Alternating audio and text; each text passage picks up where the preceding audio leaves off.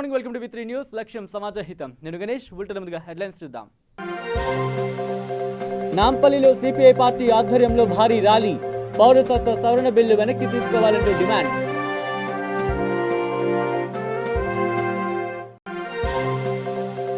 ఎమ్మిగనూరు పట్టణంలో మైనర్ బాలికపై అత్యాచారం. నిందితుడిని అరెస్టు చేసి రిమాండ్కు తరలించిన పోలీసులు.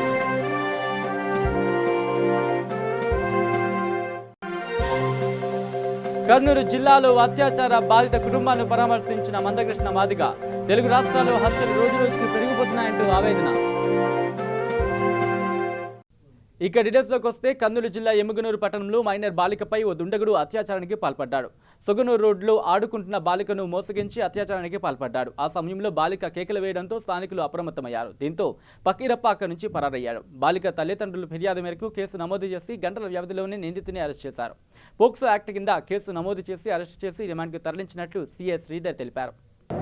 ఈరోజు ఉదయం 11 గంటలకు ఎమ్మిగనూరు టౌన్ సొగనూరు రోడ్లో తిక్కస్వామి గుడి దగ్గర కాపురం ఉంటున్న ధర్మరాజు ఎంకమ్మ అనే వాళ్ళు ఇద్దరు వచ్చారు. వస్తూ ఒక కంప్లైంట్ ఇవ్వడం జరిగింది. దీని ప్రకారం ధర్మరాజు యొక్క కూతురు 11 సంవత్సరాల పాప, ఆ పాపను పకీరప్ప అనే వ్యక్తి నిన్న రాత్రి 8 గంటల సమయంలో తీసుకుని పోయి బలాత్కారం చేసిన కంప్లైంట్ రావడం జరిగింది. నిన్ననే వాళ్ళు కంప్లైంట్ ఇవ్వడానికి భయపడ్డారు. పోలీస్ స్టేషన్ పోతే ఎలా ఏమో పాప విషయంలోని ఈరోజు వచ్చి ఇవ్వడం జరిగింది. వెంటనే మా ఎస్ఐ శరత్ కుమార్ రెడ్డి గారు 11 గంటలకు కేసు కట్టి దర్యాప్తు చేపట్టారు. దర్యాప్తు చేపట్టిన వెంటనే అతన్ని పట్టుకోవడం జరిగింది. తగిన సాక్ష్యాలు సేకరించడం జరిగింది. అతను ఆ అమ్మాయిని మాయ మాటలు చెప్పి, ఎందుకంటే వాళ్ళ అవ్వ దోశలు వేస్తూ ఉంటుంది, ఆ ఇంటికి దగ్గరలోనే ఈ పకీరప్ప అని అతను ఉంటాడు. ఈ పాపను ఆ హోటల్కి వచ్చినప్పుడు మాట్లాడిస్తూ మాయ మాటలు చెప్పి, నిన్న రాత్రి వాళ్ళ ఇంటికి ఎదురుగానే ఒక చిన్న ప్లేస్ ఉంది, అది కొంచెం నిర్మానుష్యమైన ప్లేసు, అక్కడ కరెంటు కానీ ఎటువంటి వెలుగు కానీ లేదు. అక్కడ తీసుకొని పోయి ఆ అమ్మాయిని బలాత్కారం చేశాడు.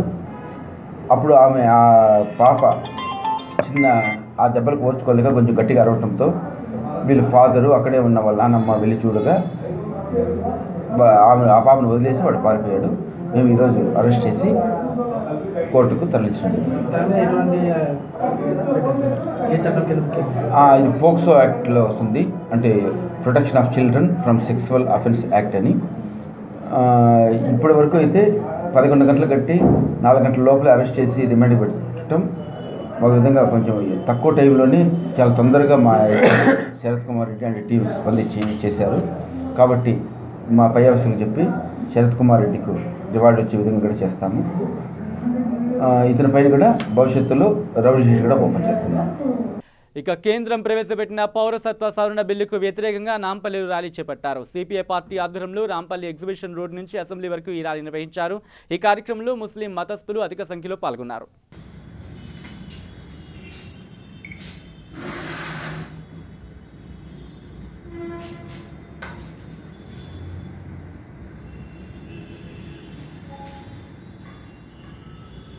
దేశంలో వామపక్ష పార్టీలన్నీ కూడా గత కొద్ది రోజుల క్రితం పౌరసత్వ చట్ట సవరణ బిల్లుకు వ్యతిరేకంగా దేశవ్యాప్త ప్రదర్శనలకు పిలిపివ్వడం అనేటటువంటిది జరిగింది. అందులో భాగంగానే రేపు 19వ తారీఖు హైదరాబాద్లో ఎగ్జిబిషన్ గ్రౌండ్ నుండి నాంపల్లి పబ్లిక్ గార్డెన్ వరకు ఉదయం 10:30కి అన్ని రాజకీయ వామపక్ష రాష్ట్ర నాయకులు కార్యకర్తలు పాల్గొని ర్యాలీ తీయడం అనేటటువంటి జరుగుతుంది. నరేంద్ర మోడీ, అమిత్ షా కూడా ఈ దేశంలో హిందువులని ముస్లింలని డివైడ్ చేసి ఒక మతం మీద ఒకరికి విద్వేషం పుట్టించేలాగా ఈరోజు దేశంలో రూలింగ్ అనేటటువంటి నడుస్తున్నది. గత 6 సంవత్సరాల మోడీ పాలన కనుక చూసుకుంటే అన్ని రంగాల్లో కూడా వైఫల్యం చెందింది. ఉద్యోగాలు సంబంధించి కానివ్వండి, అధిక ధరలు కానివ్వండి, డాలర్ రేట్ పెరగడం కానివ్వండి, ఏ దాంట్లో చూసినా కూడా లేకుంటే డిమార్టేషన్ సంబంధించినట్లు దాంట్లో ఏదో నల్లధనం వస్తుందని చెప్పిండు, అందులో కూడా రాలేనటువంటి పరిస్థితి. ఈరోజు ఇవన్నిట్ల నుండి కూడా తప్పించుకోవడానికి మరోసారి ముస్లింలకు వ్యతిరేకమైనటువంటి నిర్ణయం తీసుకొని ఒక వర్గాన్ని సంతోషపెట్టడం కోసం ఇతని 6 సంవత్సరాల నుండి ఏదైతే వాగ్దానాలు చేసిండో ఆ వాగ్దానాల మీద పోరాటం చేయొద్దనేటటువంటి ఉద్దేశంతోనే ఇలాంటి చర్యలు అనేటటువంటిది చేస్తున్నాడు. కాబట్టే నరేంద్ర మోడీ తీసుకున్నటువంటి నిర్ణయాలన్నీ కూడా విద్వేషాలను రెచ్చగొట్టే పద్ధతిలో ఉన్నదనేటటువంటి దృష్టితోనే వామపక్ష పార్టీలు జాతీయ పిలిపివ్వడం అనేటటువంటి జరిగింది. రేపు జరిగేటటువంటి నిరసన ప్రదర్శనలో అందరూ కూడా హైదరాబాద్లో ఉన్నటువంటి ప్రజానికమంతా కూడా పాల్గొని జయప్రదం చేయాలని చెప్పి మేము హైదరాబాద్ ప్రజానికానికి విజ్ఞప్తి చేయడం అనేటటువంటిది జరుగుతుంది. ఇక రాష్ట్రంలో హత్యలు రోజురోజుకి పెరిగిపోతున్నాయని ఎంఆర్పీఎస్ అధ్యక్షుడు మందకృష్ణ మాదిగ ఆందోళన వ్యక్తం చేశారు. తెలుగు రాష్ట్రాల్లో అత్యాచారానికి గురైన మహిళలు, విద్యార్థినుల కుటుంబ సభ్యులను పరామర్శించేందుకు ఆయన యాత్ర చేపట్టారు. దీంట్లో భాగంగా కర్నూలు జిల్లాలో బాధిత కుటుంబాలను పరామర్శించారు. ప్రైవేటు పాఠశాలలో చదువుతున్న గిరిజన బాలిక హత్యను ఆత్మహత్యగా చిత్రీకరించి పక్కదోవ పట్టించేందుకు కుట్రలు చేస్తున్నారని ఆరోపించారు. వెంటనే ఈ కేసును సిబిఐకు అప్పగించాలని డిమాండ్ చేశారు. కట్టమంచి రామలింగారెడ్డి స్కూల్లో 18/8/2017 జరిగిన నా గిరిజన బాలిక, మా గిరిజన సుగాలికి సంబంధించిన బాలిక ప్రీతి బాయిది ముమ్మాటికి అది హత్య. సామూహికంగా ప్రీతి మీద అత్యాచారానికి పాల్పడి అది బయటపడకుండా చేయడం కోసం గొంతును తాడుతో బిగించి చనిపోయిన తర్వాత ఫ్యానుకు వేలాడదీసి ఆత్మహత్యగా చిత్రీకరించే ప్రయత్నం నిందితులు చేశారు.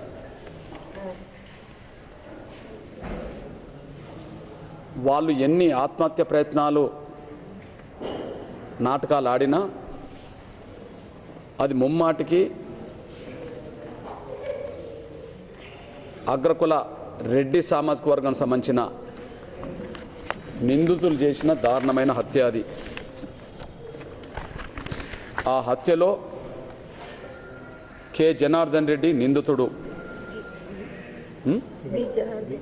వి జనార్దన్ రెడ్డి నిందితుడు, హర్షవర్ధన్ రెడ్డి నిందితుడు, దివాకర్ రెడ్డి నిందితుడు. వీళ్ళు ముమ్మాటికి ఈ ముగ్గురే సామూహిక అత్యాచారం చేసి హత్య చేసి ఆత్మహత్యగా చిత్రీకరించే ప్రయత్నాలు చేశారు. దీన్ని దాదాపు 2 సంవత్సరాలు దాటినా నిందితులను అరెస్ట్ చేసి కఠినంగా శిక్షించాల్సింది పోయి వాళ్ళను తప్పించుకోవడానికి మార్గాలు వేసినట్టుగానే కనిపిస్తున్నది. వాళ్ళను తప్పించుకోవడానికి మార్గాలు వేసినట్టుగా కనిపిస్తున్నది. ఆ మార్గాలు వేయడానికి గత తెలుగుదేశంలో ఉండబడే అధికారంలో ఉన్నప్పుడు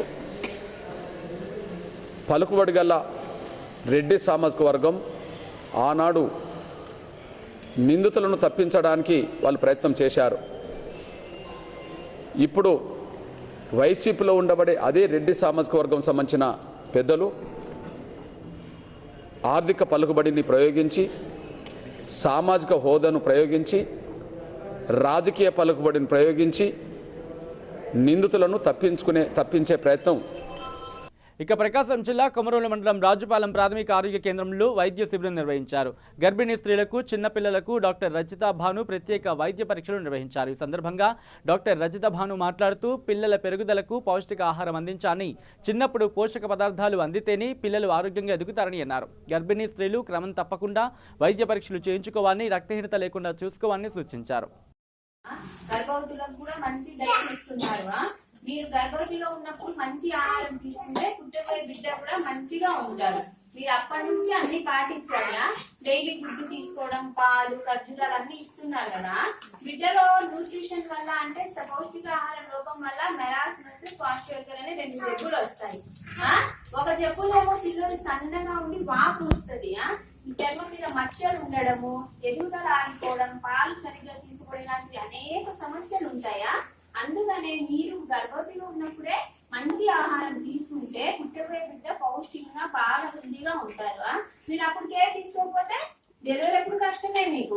పుట్టబోయే బిడ్డ లోపల గుండెకి రంధ్రాలు పడి ఇలా చాలా జబ్బులతో బాధపడతారు. ఇప్పుడు వచ్చిన పిల్లలు 2 ఉన్నారు శామ్ బేబీస్. అంటే బరువు తక్కువ, బరువు తగ్గిన రిఫర్ చేశాను కదా. ఇంకొక బాబు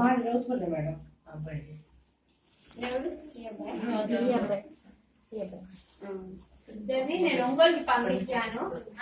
శామ్ బేబీస్ అక్కడ మీకు రిఫర్ సెంటర్ ఉందన్నమాట ఒంగోలు రిమ్స్ లో. అక్కడ బాబుకి మరీ ఎక్కువగా బరువు తక్కువ లేదా హైట్ తక్కువ ఉంటే నెల ట్రీట్మెంట్ ఇస్తారు. నెలలో ఇంప్రూవ్మెంట్ కాకపోతే 3 నెలలు ఇస్తారు. ఒకవేళ 15 రోజులకి ఇంప్రూవ్మెంట్ అయిపోతే 15 రోజులకి ఇంటికి పంపిస్తారు. అక్కడ మీకు 15 రోజుల్లో మీరు ఇంటికి అంటే అక్కడ ఏం డైలీ 70 రూపాయలు 150 రూపాయలు మీకు ట్రీట్మెంట్ మొత్తం అయిపోగానే చెక్ రూపంలో ఇస్తారు. డైలీ ఏమి ఇవ్వరు. అది కూడా ఒక్క అటెండర్కే. తల్లి ఉంటారు కాబట్టి తల్లికి ఇస్తారు. మీరు అక్కడ అంటే మాకు ఏం పెట్టలేదు రోజు అనే కంప్లైంట్ ఉండకూడదు. మీరు డిశ్చార్జ్ అయ్యేటప్పుడు మీకు చెక్ ఇస్తారు. ఒక భోజనం ఇచ్చినట్టు డైలీ 150 రూపాయలు. మంచి ఆహారం పెడతారు అక్కడ. డైట్ అంటే ప్రతి గంటకు తినిపించడం. బాబు బరువు పెరిగే వరకు కూడా వాళ్ళు మీకు డిశ్చార్జ్ చేయరు. మేము అక్కడ ఉండి ట్రైనింగ్ లో 3 రోజులు చూసి వచ్చాం. మా సెంటర్ ని కూడా మా డాక్టర్స్ కి ట్రైనింగ్ ఇచ్చినప్పుడు మీరు డైలీ అంగన్వాడీలో ఇటువంటి. ఇక జోగులాంబ గద్వాల జిల్లా మల్దగల్ శ్రీ శ్రీ స్వయంభూలక్ష్మి వెంకటేశ్వర స్వామి బ్రహ్మోత్సవాలు ముగిశాయి. చివరి రోజు కార్యక్రమంలో భాగంగా పొట్టేళ్ల బల ప్రదర్శన నిర్వహించారు. ఈ కార్యక్రమంలో గ్రామ సర్పంచ్, ఉప సర్పంచ్, గ్రామస్తులు అధిక సంఖ్యలో పాల్గొన్నారు. ఈ పోటీల్లో కర్నూలు మండలం పూలతోట గ్రామానికి చెందిన షావలి ప్రథమ బహుమతి, నందకొట్కూరు గ్రామస్తులు ద్వితీయ బహుమతి సొంతం చేసుకోగా పూలతోట గ్రామానికి చెందిన వై సాగర్ రెడ్డి తృతీయ బహుమతి పొందారు.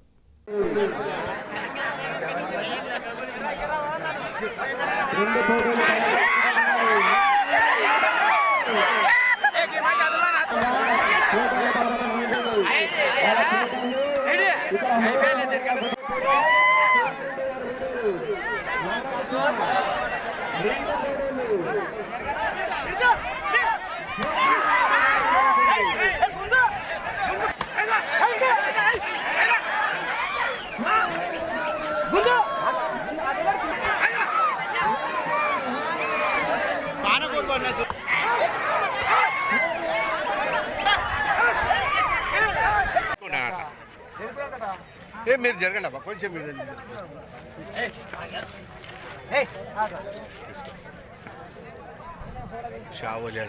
ఇక నిర్మల్ జిల్లా ముదోల్ మండల కేంద్రంలో మైనర్ బాలిక అదృశ్యం కలకలం రేపుతోంది. మంగళవారం ఉదయం మైనార్టీ హాస్టల్కి వెళ్తున్నానని చెప్పి వెళ్లిన బాలిక తిరిగి రాకపోవడంతో కుటుంబీకులు ఆందోళన చెందుతున్నారు. ఈ ఘటనపై బాలిక తల్లిదండ్రుల ఫిర్యాదు మేరకు ముదోల్ పోలీస్ సిబ్బంది కేసు నమోదు చేసి దర్యాప్తు చేపట్టారు.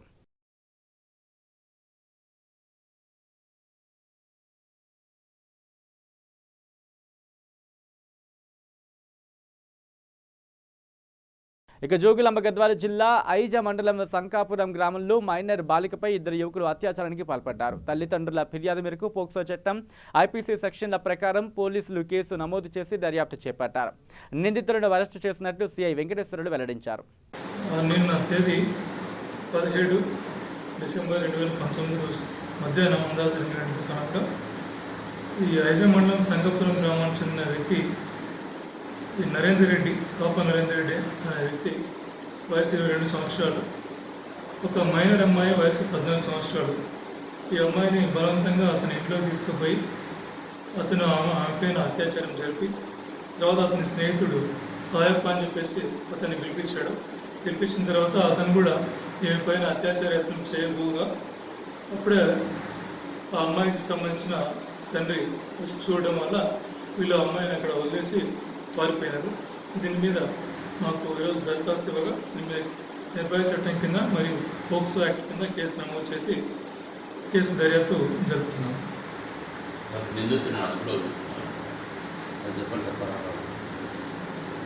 లేదు, ఇంకా తీసుకోలేదు. బాధితులను వైద్య పరీక్షల నిమిత్తం పంపిస్తాము.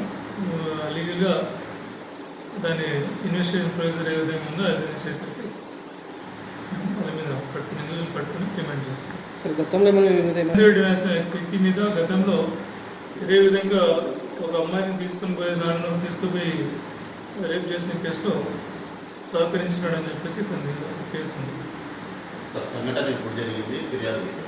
నిన్న మధ్యాహ్నం 2 గంటలకు సంఘటన జరిగింది. ఈరోజు ఉదయం మాకు దరఖాస్తు వచ్చారు. మేము కేసు నమోదు చేసాం. ఇక సిద్దిపేటలోని అత్యంత సుందరమైన పర్యాటక కేంద్రంగా గుర్తించబడిన కోమటి చెరువులో ప్రభుత్వ విద్యార్థులు పర్యటించారు. ఈ సందర్భంగా విద్యార్థులు మాట్లాడుతూ తమ ప్రాంతీయ స్థలాలను కూడా పర్యాటకంగా తీర్చిదిద్దాలని హరీష్ రావుని కోరారు. అదేవిధంగా కోమటి చెరువును ఎంతో సుందరంగా తీర్చిదిద్దినందుకు ధన్యవాదాలు తెలియజేశారు.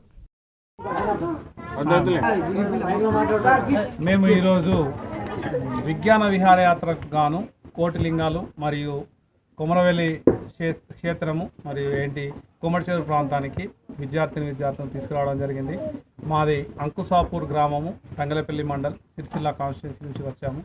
పిల్లలకు దీని ద్వారా విజ్ఞానం మరియు విహారంలో ఎట్లాంటి జాగ్రత్తలు తీసుకోవాలి, అసలు మాది చాలా మారుమూల ప్రాంతము, దాని నుండి తీసుకురావడం వల్ల పిల్లలకు విజ్ఞానం వస్తుందని మేము ఆశిస్తున్నాం. Thank you. మేము ఈరోజు విజ్ఞాన విహారయాత్రకు కోటిలింగాల గుడి మరియు కొమరవెల్లి మరియు సిద్దిపేట వచ్చాము. కోమటి చెరువు, సస్పెన్షన్ బ్రిడ్జి ఎక్కాము. మనకి ఏమనిపించింది? బ్రిడ్జ్ ఎక్కితే ఏమనిపించింది నీకు? దీనితో మాకు విజ్ఞానం వస్తుందని సంతోషంగా భావిస్తున్నాం. అవునా? My name is Manisha. I'm studying 8th class. మేము అంకుసాపూర్ నుంచి వచ్చాము, తంగనపల్లి మండలం, సిరిసిల్ల జిల్లా. ఫస్ట్ మార్నింగ్ వెళ్ళిన తర్వాత కోట్లింగాల గుడి, కొమరవెల్లి, సస్పెన్స్ బ్రిడ్జ్, కొమ్మ చెరువుకు వచ్చాము. సస్పెన్స్ బ్రిడ్జ్ మరియు బోటింగ్ ఎక్కాము. మాకు చాలా బాగా అనిపించింది. మాది మారుమూల ప్రాంతం, మాకు ఏది తెలియదు ఎంతగానం, ఇక్కడ ఎలా ఉంది ఎక్కడ ఎలా ఉంది సార్ అడిగితే మీకు విద్యా విహార తీసుకెళ్తాం, టూర్కి వెళ్ళినప్పుడు చూడండి అని తీసుకొచ్చా. మాకు చాలా ఆనందంగా ఉంది. ఇటువంటి మా సిరిసిల్ల కావాలని కోరుకుంటున్నాం. విజ్ఞానం అవుతుంది ఇప్పుడు, అది అయినాక కూడా వెళ్ళి చూస్తాం. గారికి ధన్యవాదాలు. ఇటువంటిది మా సిరిసిల్ల జిల్లాలో పెట్టాలని కోరుకుంటున్నాం.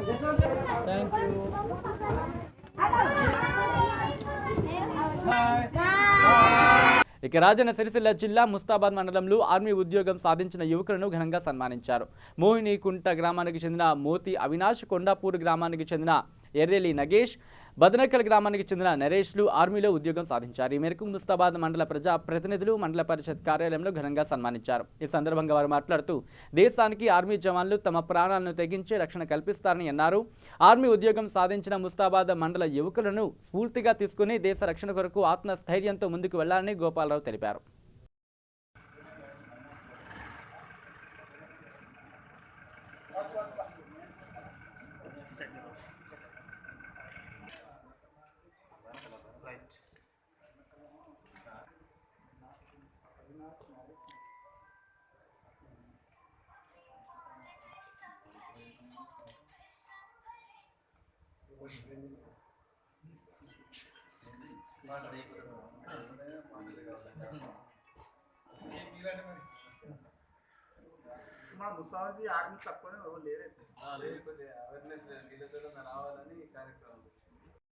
ఆర్మీకి సెలెక్ట్ అవడం అనేది చాలా గొప్పతనం.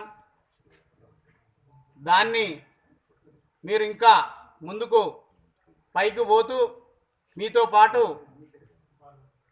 ఎవరి అయినా మీకు దగ్గరున్న వాళ్ళని కూడా ముందుకు తీసుకుపోయే విధంగా చూడాలని చెప్పేసి మిమ్మల్ని కోరుకుంటున్నాము. ఎందుకంటే మన ఏరియాలో ఆర్మీ అనేది ఎక్కువ లేరు. మీరు ఇప్పుడే ఆర్మీకి సెలెక్ట్ అవ్వడం బాగా మాకు అందరికి సంతోషం. ఆ సంతోషాన్ని ఇంకా కొంతమందిని కూడా అయ్యేటట్టు చూడాలని చెప్పేసి మీకు అందరు కోరుకుంటూ ఈ అవకాశం మీ అందరికీ మనస్ఫూర్తిగా ధన్యవాదాలు తెలుపుకుంటూ ముగించుకుంటున్నాం. గొప్ప రోజు ముస్తాబాద్ మండలంలో 3 ఆర్మీకి సెలెక్ట్ కావడం నిజంగా మా మండలానికి ఎంతో గర్వకారణం. ఆ సెలెక్ట్ అయిన అవినాష్, నరేష్, నాగేష్ ముగ్గురిని కూడా మేము అందరం కలిసి వారిని సన్మానం చేసి వారికి ప్రోత్సాహం ఇస్తూ భవిష్యత్తులో వారి అడుగుజాడల్లో ఇంకొంతమంది నడవాలని మేము ఈ కార్యక్రమం చేయడం జరుగుతుంది. ఈ కార్యక్రమంలో ముఖ్య అతిథిగా ఇచ్చేసిన గౌరవ జడ్పీటీసీ గుండమ్మ నరసన్న గారు, అలాగనే పెద్దలు సీనియర్ నాయకులు గోపాలరావు గారు, అలాగనే సీనియర్ నాయకులు గౌరవనీయులు ఎంపీటీసీ పెద్దలు పోసిరెడ్డి గారు, అలాగనే సీనియర్ నాయకులు పెద్దలు మండల పార్టీ అధ్యక్షులు సురేందర్ అన్న గారు, అలాగనే మా మిత్రులు మాజీ ఎంపీపీ అక్కరా సింహన్న గారు, అలాగనే అన్ని గ్రామాల నుంచి చేసిన గౌరవ ఎంపీటీసీలు ఎక్స్ జడ్పీటీసీ యాదన్న గారు, అలాగనే గ్రామాల సర్పంచుల ఫోరం అధ్యక్షులు కిషన్ రావు గారు, బాదినకల్ గ్రామ సర్పంచ్ నారన్న గారు, అలాగనే మా మార్కెట్ కమిటీ చైర్మన్ సీనియర్ నాయకులు కార్యకర్తలు గౌరవ ఎంపీటీసీలు, అలానే కార్యక్రమంలో పాల్గొంటున్న ప్రతి ఒక్కరికి మర్చిపోతే క్షమించాలి. అందరికీ కూడా పేరు పేరున ధన్యవాదాలు, నమస్కారములు. ఇవాళ ఈ ముగ్గురు కూడా ఇవాళ భారతదేశం చాలా గొప్పది.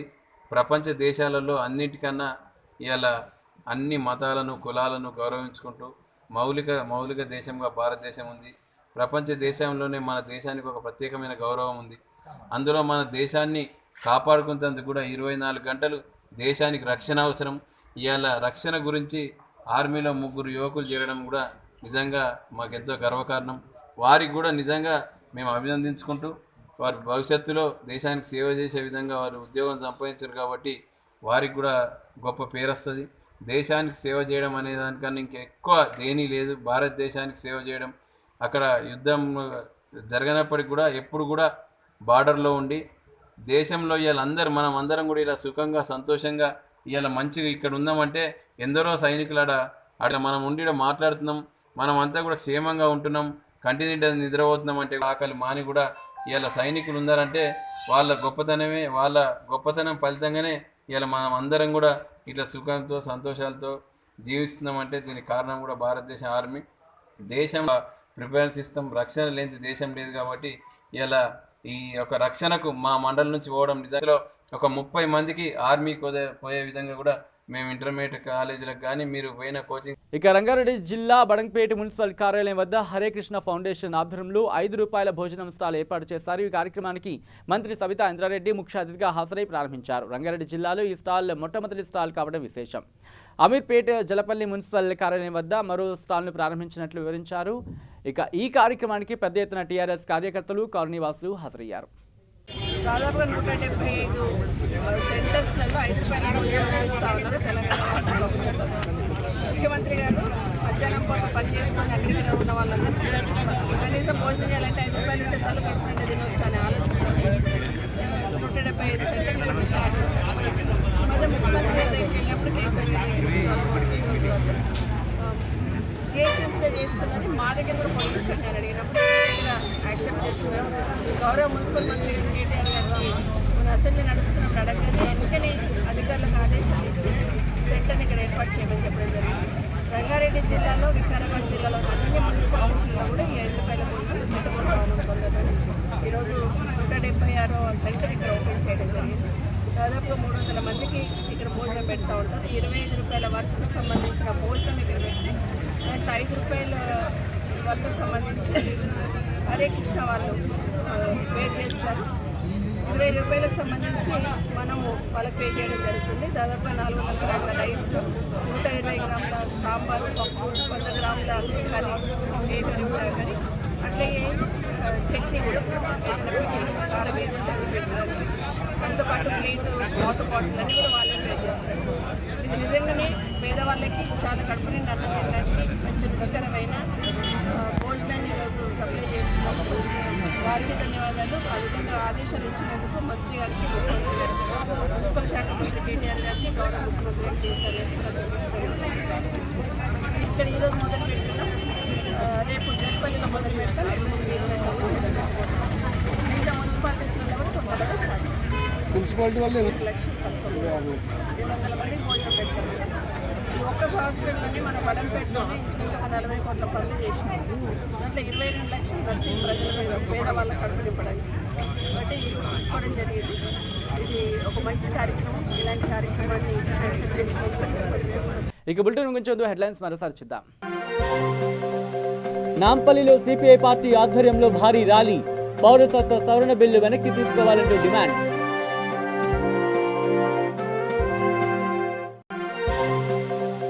ఎమ్మిగనూరు పట్టణంలో మైనర్ బాలికపై అత్యాచారం, నిందితుడిని అరెస్టు చేసి రిమాండ్కు తరలించిన పోలీసులు.